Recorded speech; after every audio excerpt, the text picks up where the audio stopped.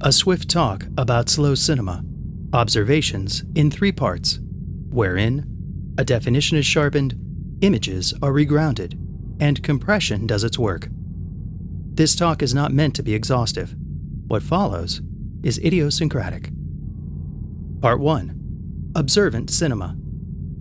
I prefer to speak of an observant cinema rather than slow cinema. Why? The word slow places the emphasis on time, which establishes a false totality of paradigmatic technique and misses an opportunity to guide the audience. To speak of an observant cinema is to speak not of time at all, and conceives of an audience actively participating via observation, of which more in Part 2. Part 2. Suspension of image. Slow cinema, or observant cinema, allows for a suspension of image. While this is achieved via temporal means, the long take with its attendant resistance to cutaway, stretching time, or slowness, is not the aim, but rather it is a side effect of suspending the image.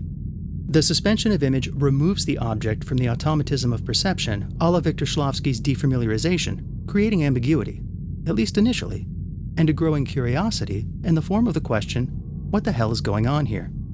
Once removed from lazy perception, and with the curiosity engaged, objects can be observed and experienced anew, and imagistic themes allowed to take root.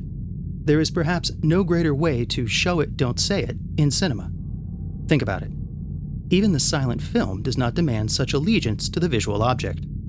Suspending the image regrounds cinema in the pictorial, which is cinema's natural and primary landscape. Part 3. Compression and expansion.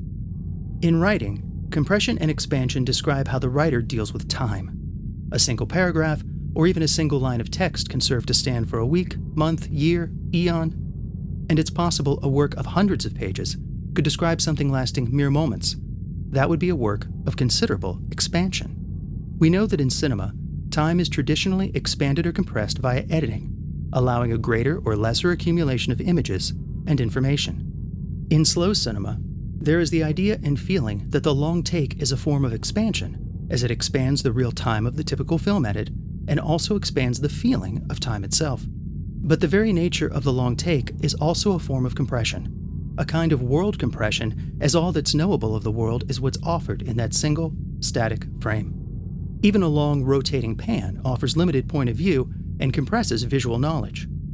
There is the long take that roams, forward or back for example, and while such shots often move faster than what might conform to slow cinema, even here, the point of view can be said to be compressed over time.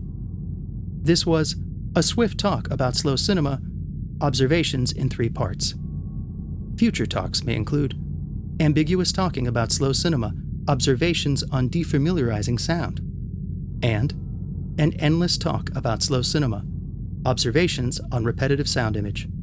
Thank you for your observant attention.